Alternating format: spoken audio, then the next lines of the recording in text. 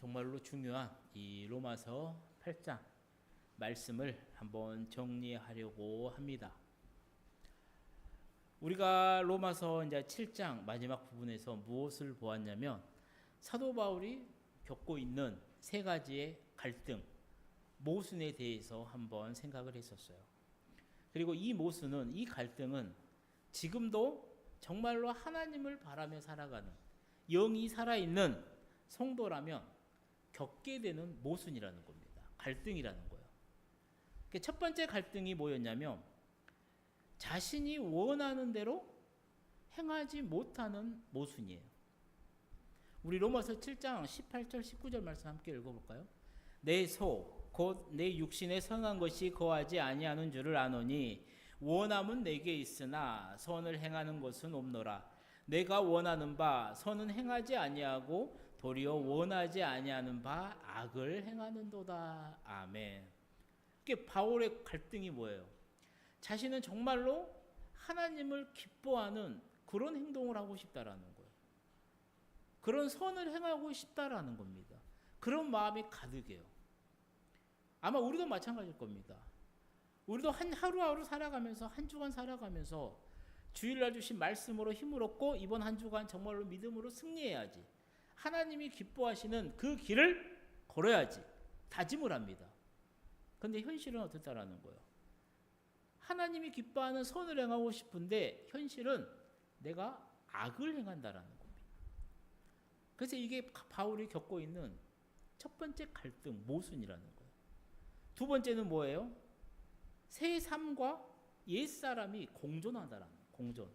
로마서 우리 7장 17절 말씀 읽어볼까요? 이제는 그것을 행하는 자가 내가 아니요 내 속에 거하는 죄인이라. 아멘. 이게 바울은 예수 그리스도의 그 십자가와 그 부활을 믿어요. 그래서 자신은 분명해요. 무슨 확신이 있냐면 이제 나는 죄와 사망에서 해방되었다라는 거예요. 해방되었다라는 거예요. 근데 문제는 뭐예요? 바울이 부활하신 주님을 언제 만나요? 다메섹 가는 길, 그 도상에서 만납니다. 그리고 부활하신 주님을 만나고 회심을 해요.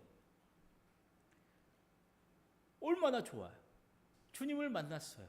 너무나도 기뻐요. 그리고 천국에 가면 돼요. 천국에 가면 모든 것이 끝나요. 근데 천국으로 들림을 받지 못해요. 어디로 가요? 이방인의 사도로서 사명을 받아요. 그래서 이 땅에서 32년을 더 살아가더라는 겁니다. 그런 바울의 마음에 이 죄라고 하는 놈이 살짝 노크를 하면 어때요? 바울의 마음이 육신의 이 문을 확 열어버린다는 거예요. 쉽게 문을 열어버린다는 거예요. 그래서 내 안에는 성령으로 가득한데 성령 하나님으로 가득한 내 마음 어느 순간 그 어느 곳에 이 죄라고 하는 놈이 주인의 허락도 없이 월세도 내지 않고 무단 거주를 하고 있다는 겁니다. 이게 바울의 고민이에요. 나는 새 사람이 되었는데 어느 날 문득 아직도 옛사람의 내가 그대로 나에게 있구나라는 갈등을 하더라는 겁니다. 세 번째 모순은 뭐예요? 내가 죄를 범하더라는 거예요. 죄를. 우리 23절 말씀 읽어볼까요? 내 지체 속에서 한 다른 법이 내 마음의 법과 싸워 내 지체 속에 있는 죄의 법으로 나를 사로잡는 것을 보는도다. 아멘. 내 안에 있는 이 무단 거주하고 있는 죄가 어느 순간인가 내가 정신을 딱 놓고 깨어나면은 나를 죄를 짓게 만들고 있다라는 겁니다. 이게 모순이 아닐 수 없어요. 이게 바울이 이런 모순 때문에 이런 갈등 때문에 절규를 하는 겁니다. 우리 24절 말씀 읽어볼까요? 오호라 나는 권고한 사람이로다. 이 사망의 몸에서 누가 너를 건져내랴. 아멘.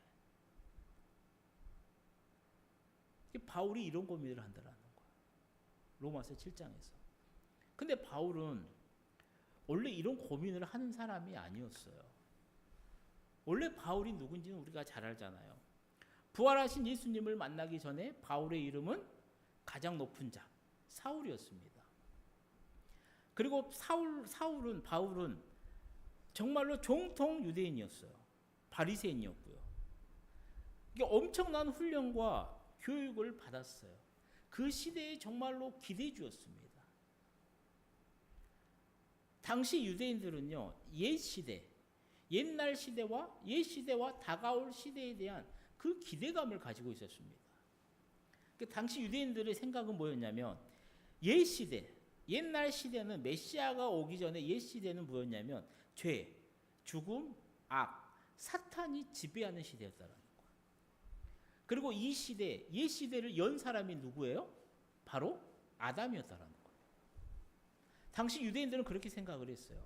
아담이 하나님 앞에 불순종하면서 죄를 지음으로 죄와 사망이, 이 죄와 죽음이 들어왔다라는 겁니다. 그래서 이 아담 때문에 우리는 이 사탄의 지배를 받게 되었다라는 거예요. 근데 이 시대가 언제 끝나요? 메시아. 하나님이 오시면 그 시대가 끝날 거라고 생각을 했어요.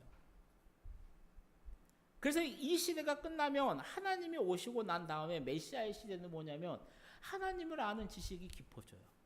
사랑이 넘치고 기쁨이 넘치는 그런 정의의 시대가 될 거라는 유대인들의 생각이 있었다라는 거예요. 그러니까 이사야서도 그렇게 말을 해요. 이사야서도. 그리고 우리가 잘 알고 있는 그런 시대 유대인의 사상을 가지고 부른 찬양도 있잖아요. 복음성가. 사막의 샘이 넘치리라. 가사가 이렇잖아요. 사막의 샘이 넘치리라. 사막에 꽃이 피어 향내 내리라. 주님이 다스리는 그 나라가 되면은 사망이 꽃동산 되리. 사자들이 어린 양과 뛰놀고 어린이도 같이 뒹구는 참 사랑과 기쁨의 그 나라가 이제 속히 오리라. 아멘. 즉 메시아 하나님이 오심으로 이루어질 시대는 바로 하나님을 아는 지식과 사랑과 기쁨과 정의로 정말로 이렇게 충만한 시대가 될 것이라고 믿었어요. 이 기대감을 가지고요, 유대인들은 메시아를 기다렸습니다. 이게 무슨 말이냐면 사도 바울 또한 예수를 믿기 전에, 회심하기 전에 이런 기대감을 가지고 있었다라는 거예요. 그런데 어때요? 이런 기대감을 가지고 살아가는 사울의 귀에 아주 이상한 소문이 들려요. 이상한 소문이. 사내들인 공회가 고소를 해요. 총독 빌라도가 사형 선고를 내립니다. 그리고 십자가에 못 박혀서 죽였어요. 누구를? 예수를. 근데 그 예수가 자신들이 기다리는 메시아라는 겁니다. 거기서 그치는 것이 아니라 예수가 죽고 3일 만에 부활하심으로 하나님의 나라가 이미 그들에게 이루어졌다라는 거. 이미 우리에게 하나님의 나라가 이루어졌다라는 겁니다. 사울의 귀에 이런 소문이 들려요. 말도 안 되는 소문이지. 사울의 그 마음의 기대가 어땠는데? 죄와 사탄의 그 집에서 완전히 벗어나서 이제는 하나님을 아는 사랑이 그 충만하는 그 은혜로운 시대를 사모하고 있는데 갑자기 십자가에서 죽은 놈이 부활을 해서 이미 하나님의 나라가 이루어졌대요. 얘들 봐라. 다소 사람이었던 사울이 경노할 수밖에 없죠. 그래서 분개합니다. 그래서 사울이 내린 정의는 그거예요. 십자가에서 죽었고 부활한 그 예수를 믿는 사람들을 이단으로 규정을 합니다. 그리고 그들을 공격하기 시작해요. 스데반 집사를 죽이는데 아주 앞장을 서요. 기독교인을 공격하기 위해 정말로 실행을 합니다. 그 사울이 기독교인을 죽이러 가는 그 다메섹 길에서 부활하신 예수 그리스도를 만나버립니다. 그리고 나서 모든 것이 달라져요. 모든 것이 달라져요. 부활하신 예수님이 우리를 죄와 사망에서 구원해 주시기 위해 우리를 대신해 십자가에서 돌아가신 예수님, 그 예수님이 바로 하나님이라는 사실을 오롯이 믿게 된다는 겁니다. 그리고 이 믿음을 행동으로 옮깁니다. 우리가 수천 년 동안 기다렸던 그 메시아가 바로 십자가에서 죽으시고 부활하신 예수님이라는 사실을 증거해요. 그가 다니는 어느 곳에든지 입을 열어 그 복음을 증거합니다. 우리가 기다린 메시아가 예수다. 그 메시아를 우리 유대인들이 나무 십자가에 달아 죽였다. 하지만 하나님이 그 예수를 사흘 만에 부활하셨다. 우리가 회개하고 예수를 메시아로 믿으면 어쩐다라는 거예요? 우리는 구원을 받는다라는 겁니다. 이 메시지를 바울은 가는 곳곳마다 전해요. 그리고 바울이 설교를 하는 동안 성령 하나님이 함께 하시고요. 예수 그리스도를 믿고 구원받는 역사가 날마다 일어났다라는 거예요. 이런 바울의 마음이 예수님을 예수님을 위해 헌신했던 바울이 그 복음 안에서 성취된 세상을 믿음의 눈으로 보게 돼요. 유대인들의 기대는 뭐였어? 옛 시대에 다가올 그 시대, 옛 시대와 다가올 시대는 메시아가 오심으로 완전히 구별된다라는 거예요. 근데 바울이 복음 안에서 바라본 세상은 약간 달랐다라는 거예요. 옛 시대, 죄와 죽음과 악과 그 사탄의 권세는 예수님이 십자가의 죽으심으로 완전히 끝났다라는 거예요. 그리고 이제 성도들은 다가올 시대, 하나님의 시대에 들어갔다라는 겁니다. 당연히 우리는 누구의 지배를 받는다라는 거예요? 성령 하나님의 지배를 받는다라는 거예요. 성령님의 그 역사하심 안에서 우리는 살아가게 되었다라는 거예요. 이게 정의예요. 이게 딱 결론이에요. 근데 문제가 하나 있어요. 문제가 뭐라는 거야? 예수님을 영접하고 난 후에 죽으면 좋은데 그렇지 못한다라는 거예요. 이 땅에서 더 살아가야 된다라는 거예요. 누군가는 그게 1년이 될 수도 있어요. 누군가는 10년이 될 수도 있고 50년이 될 수도 있고 80년이 될 수도 있고 100년이 될 수도 있다라는 거예요. 그러다 보니까 예수님을 믿음으로 이미 하나님의 나라가 이미 이곳에서 이루어졌는데 아직 완벽하게 이루어지지는 못했고 많은 성도들이 고민하며 살아가게 되더라는 거예요. 바울도 32년을 더 살아요. 33년경에 회심한 후에 65년경에 순교할 때까지 약 32년 동안 이 세상에서 살아갑니다. 선교사로서 사명을 감당을 해요. 그래서 얼마나 많은 고민들과 유혹과 그런 아픔들이 있었겠냐고요. 그런 배신들이 있었겠냐고요. 그렇게 살다 보니까 자신의 마음속에 이런 모순들이 있다라는, 이런 갈등들이 있다라는 거. 그걸 로마 교인들에게 말하고 있는 겁니다. 나에게도 이런 고민이 있더라. 정말로 나는 이렇게 살고 싶은데 이렇게 살지를 못하더라. 나는 이렇게 하고 싶은데 이렇게 행하지 못하는 모순이 있어요. 나는 분명히 예수를 믿고 새 사람이 되었는데 옛사람의 그 모습이 내 안에 같이 있더라는 거예요. 그리고 어느 순간에 내가 죄를 범하고 있더라는 거예요. 그러면서 슬픈 고백을 하는 거예요. 오호라 나는 공고한 사람이로다. 이 사망의 몸에서 누가 나를 건져내랴. 그러면서 바울이 이제는 시선을 하나님께 돌려버려요. 그러면서 로마서 7장 25절에서 이렇게 끝맺히는 겁니다. 우리 주 예수 그리스도를 말미암아 하나님께 감사하리로다. 그러면서 바울은 로마서 8장으로 옮겨옵니다. 우리는 로마서 8장의 말씀을 이제 4월 26일부터 이제 시작을 했었어요. 그러다 중간에 잠깐 쉬었다가 약 7주 동안 로마서 8장의 말씀을 우리가 함께 생각해 보았었습니다. 그래서 로마서 8장을 이렇게 말씀을 전하면서요. 정말로 중요한 말씀이니까 우리가 꼭 한번 읽어보시라고. 매주일 하루에 한 번씩이라도 로마서 8장의 말씀을 읽어보라라고 말씀을 드렸었습니다. 로마서 말씀에 대한 이 평가는 이래요. 성경학자들이 평가는 성경 전체를 통해서 흐르던 여러 갈래의 강물이 로마서 8장에서 하나의 생수의 강을 이루어 하나님의 어린 양 보좌 앞에 깔린 수정처럼 맑게 흐르고 있다. 성경이 다 불타서 없어진다 해도 로마서 8장만 있으면 우리는 구원을 받을 수가 있다. 만약에 성서를 반지에 비교한다면 로마서는 그 보석이고 로마서 8장은 그 보석에서 가장 반짝이는 부분이다. 로마서를 하나의 산에 비긴다면 로마서 8장은 꼭대기까지 올라선 곧 절정이다라고 성경학자들이 표현을 해요. 그만큼 로마서 8장은 정말로 중요하고 보배로운 말씀이라는 거예요. 그래서 이런 귀한 말씀이기에 이 로마서 8장을 믿음으로 읽는 자에게는 하나님의 놀라운 역사가 일어난다라는 거예요. 정말로 하나님이 있는지 믿음이 흔들리는 자에게는 확실한 믿음이 생긴다라는 거예요. 하나님의 사랑이 의심스러운 사람에게는 하나님의 사랑을 확실하게 느껴진다라는 거예요.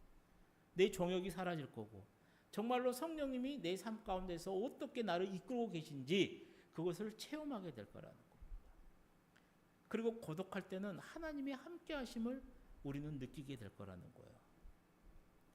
그리고 내가 기도에 응답이 오지 않아 고민하고 있을 때는 성령님이 기도에 그 응답해 주실 것을 우리가 느끼게 될 거라는 거예요. 로마서 8장을 읽어보면 우리는 확실한 믿음의 성장과 이러한 신앙이 더 곤고해질 거라는 겁니다. 그래서 정말로 바라는 것은 뭐였냐면 로마서 8장의 말씀을 통해 우리 성도님들에게 이런 귀한 하나님의 역사가 정말로 일어나시기를 축복합니다. 그래서 오늘은 이미 한번 살펴보았어요. 그래서 이 로마서 8장을 1절부터 39절까지 다 읽고 싶은데 시간상 그냥 마지막 부분만 읽어봤고요. 정말로 이 로마서 8장을 통해 정말로 우리 성도의 승리, 정말로 승리하는 우리 성도님이 되었으면 하는 바람으로 말씀을 전해봅니다. 성도들도 마찬가지예요. 바울이 7장에서 했던 고민처럼 그 모순처럼 신앙적으로 고민할 때가 있어요. 모순적으로 살아가요. 나는 정말 이렇게 살고 싶은데 오늘 저녁에 나의 하루의 모습을 봤을 때 참 그러지 못할 때가 많아요. 이번 한 주간의 모습을 봤을 때 하나님이 보시기에 기뻐하고 자랑할 만한 모습보다는 아유 난 또 왜 이렇게 살았을까 정말로 한탄스러울 때 그 모습이 훨씬 많아요. 그래서 내가 그만 예수를 믿어야 되나? 교회를 안 다녀야 되나?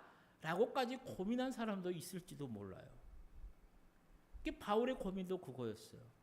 로마서 말씀의 8장의 말씀을 통해 이 바울 하나님이 우리에게 주는 메시지는 분명합니다. 성도들이 때로는 신앙적인 이 고민을 하고 모순된 삶을 살아갈지라도 성도는 반드시 승리한다라는 거예요. 그게 결론이에요. 그리고 그 승리할 수 있는 비결은 삼위일체 하나님께서 하나님에게 있음을 분명하게 말해준다라는 거예요. 첫 번째 이유가 뭐냐? 왜 우리가 승리를 하느냐? 성부 하나님이 나의 구원을 완료해 주셨기에 승리한다라는 겁니다. 우리 32절 말씀을 함께 읽어볼까요? 자기 아들을 아끼지 아니하시고 우리 모든 사람을 위하여 내주신 이가 어찌 그 아들과 함께 모든 것을 우리에게 주시지 아니하겠느냐. 아멘. 그러니까 성부 하나님께서 우리를 구원하시기 위해 해준 역할이 뭐예요? 무슨 일을 하셨다라는 거예요? 예수님을 내어주셨다라는 겁니다. 하나밖에 없는 아들을 내어주셨다라는 거예요. 우리는 이 사실을 그냥 지식으로 너무나도 쉽게 알아요. 근데 말이 쉽지 결코 쉬운 일은 아닐 겁니다.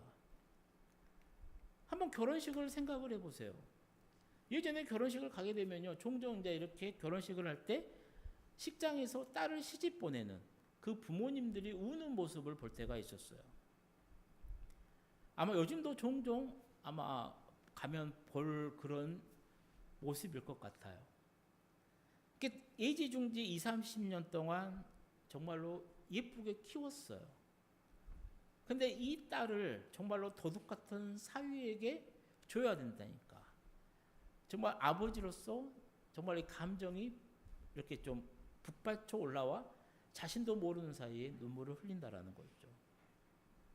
이렇게 30년 동안 사랑을 주며 살아온 딸도 시집을 보내면 마음이 아픈 게 부모의 마음일 거라는 거예요. 근데 바울은 분명하게 말을 해요. 성부 하나님은 어때요?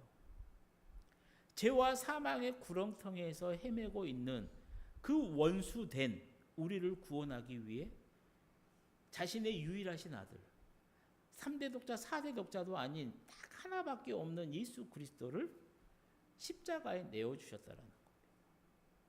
그게 하나님의 마음이 얼마나 아팠겠어요. 예수가 십자가에 돌아가실 때 하나님이 보시질 않아요. 성경이 뭐라 그래요? 그거를 3시간 동안 이 천하가 세상이 암흑천지가 되었다라고 해요. 이게 분명한 사실이 뭐냐면 예수님을 십자가에 내주심으로 좀 더 다른 표현으로 예수를 버림으로 양자로 삼은 게 저와 여러분이라는 겁니다. 이게 바울이 그걸 명확하게 알아요. 그러니까 하나님은 우리가 죄와 죽음과 악과 사탄의 권세에서 살도록 우리를 그냥 내버려 두실 수가 없다라는 겁니다. 왜? 우리는 그런 존재이기 때문이라는 거예요. 그리고 우리가 이미 살펴보았던 그 황금사슬 미리 아시고 미리 정하시고 부르시고 의롭다 하시고 영화롭게 하신 그 단계를 통해서 이미 창세전부터 나를 구원하시고자 하는 하나님이 나를 그냥 내버려 두겠냐고요. 사도 바울이 우리가 이런 고민도 하고 모순도 하고 신앙의 회의도 한탄도 하는 우리를 보면서 야, 우리가 승리할 수밖에 없다니까. 그 믿음의 길을 그럼에도 꾹 걸어가면 승리할 수밖에 없다고. 왜? 성부 하나님이 계신다라는 거예요. 그 하나님이 우리를 죄 가운데 그냥 살게 내버려 두겠냐라고. 아니, 절대 그럴 수 없다라는 겁니다. 이게 바로 성도의 승리의 이유라는 겁니다. 첫 번째가. 두 번째는 삼위일체니까 누구겠어요? 성자 예수님이에요. 성자 예수. 그러면 성자 예수님이 나를 위해 뭐를 해요? 지금도 나를 위해서 중보기도 하고 계신다라는 거예요. 그러니까 우리가 승리할 수밖에 없다라는 거예요. 우리 34절 말씀 함께 읽어볼까요? 누가 정죄하리요? 죽으실 뿐 아니라 다시 살아나신 이는 그리스도 예수시니 그는 하나님 우편에 계신 자요 우리를 위하여 간구하시는 자시니라. 아멘. 사랑하는 성도님들, 예수님은 나의 죄를 대속하시기 위해 십자가에서 돌아가셨습니다. 그리고 예수님은 나를 의롭게 하시기 위해 부활하셨습니다. 그리고 예수님이 승천하신 후에는 나를 위해 지금도 중보하고 계신다라는 겁니다. 유튜브를 보는데요, 군대 훈련 영상이 나오더라고요. 그런데 이제 부모님이 그 엄마가 아들 그 훈련하는데 그 훈련소에 찾아왔어요. 저는 이제 군대를 안 가서 모르는데 이렇게 훈련 기간 딱 끝나면 30일 정도 지나면은 뭐 이렇게 수료식을 주나 봐요.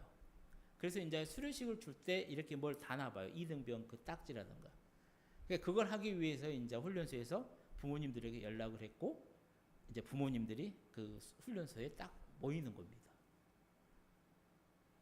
근데 수백 명의 사람들이 있을 거 아니에요. 그 군인들이. 다 똑같은 복장에 똑같은 헤어스타일에 다 있는데 엄마가 아들을 가장 빠른 시간 내에 찾아요. 어쩌고 있다라는 거예요. 남들은 다 못 찾는데 그냥 고만고만하게 생겼는데 엄마는 자기 자식을 금방 찾더라고. 이유는 하나밖에 없어요. 내가 배나 낳은 자식이기 때문이라는 거.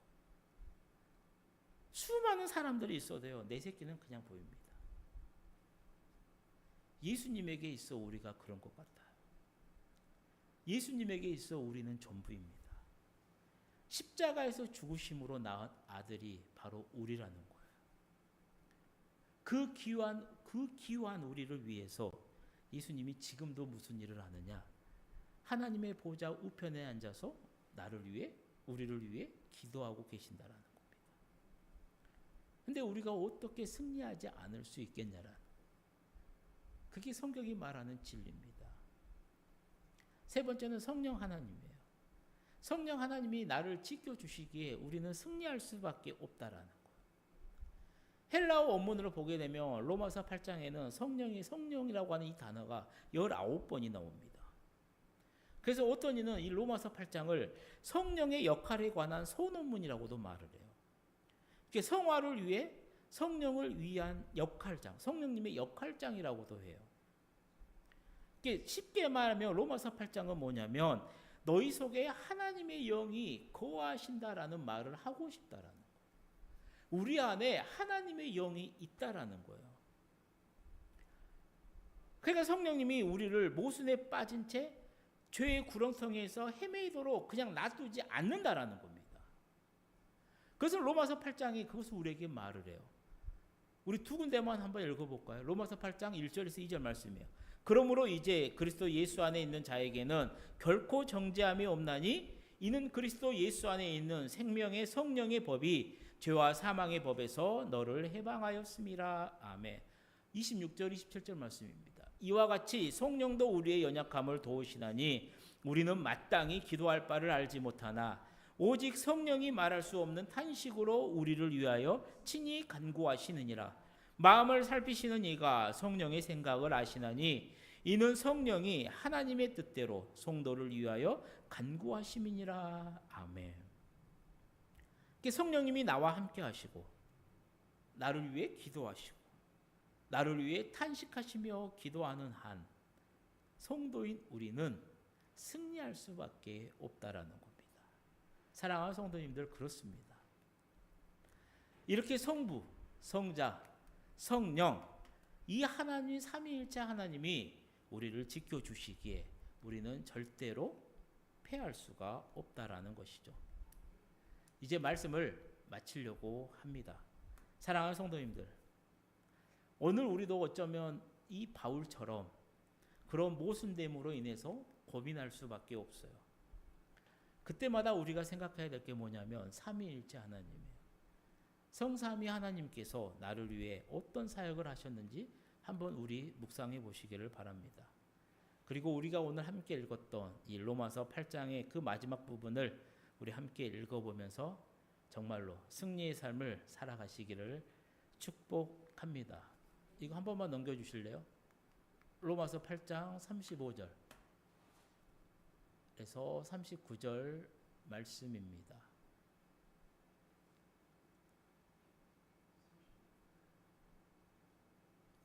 그 뒤로 가면 그냥 있는데 그 순서대로.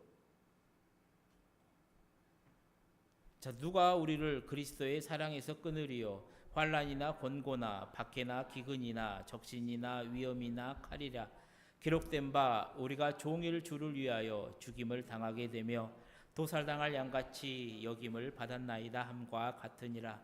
그러나 이 모든 일에 우리를 사랑하시는 이로 말미암아 우리가 넉넉히 이기느니라. 내가 확신하노니 사망이나 생명이나 천사들이나 권세자들이나 현재일이나 장래일이나 능력이나 높음이나 깊음이나 다른 어떤 피조물이라도 우리를 우리 주 그리스도 예수 안에 있는 하나님의 사랑에서 끊을 수 없으리라. 아멘. 이 귀한 말씀을 믿으시고 붙드시면서 날마다 성도로 승리하는 우리 성도님들이 되어주시기를 주님의 이름으로 축원드립니다. 기도하겠습니다. 사랑의 하나님 아버지, 우리에게 베푸신 은혜가 참 많습니다. 오늘 성경 말씀 가운데 가장 빛나는 장인 로마서의 8장의 말씀을 다시 주셨습니다. 아버지, 주신 말씀 잘 붙들어서 우리 모두가 하나님의 사랑을 다시 한번 깨닫는 귀한 역사가 우리 모두에게 일어나도록 역사하여 주옵소서. 그래서 성도와 세상 가운데서 많은 고민과 갈등을 하면서 살아가지만 결국에는 날 응원해 주는 삼위일체 하나님이 나의 구원을 완벽하게 이루었고 또 이루어 주고 있다라는 사실을 믿음으로 내가 승리하게 됨을 고백하며 오늘 또 성도로서 자신감 있게 잘 살아가는 우리 모두가 되어지도록 주님 도와주옵소서. 예수님의 이름으로 기도드립니다. 아멘.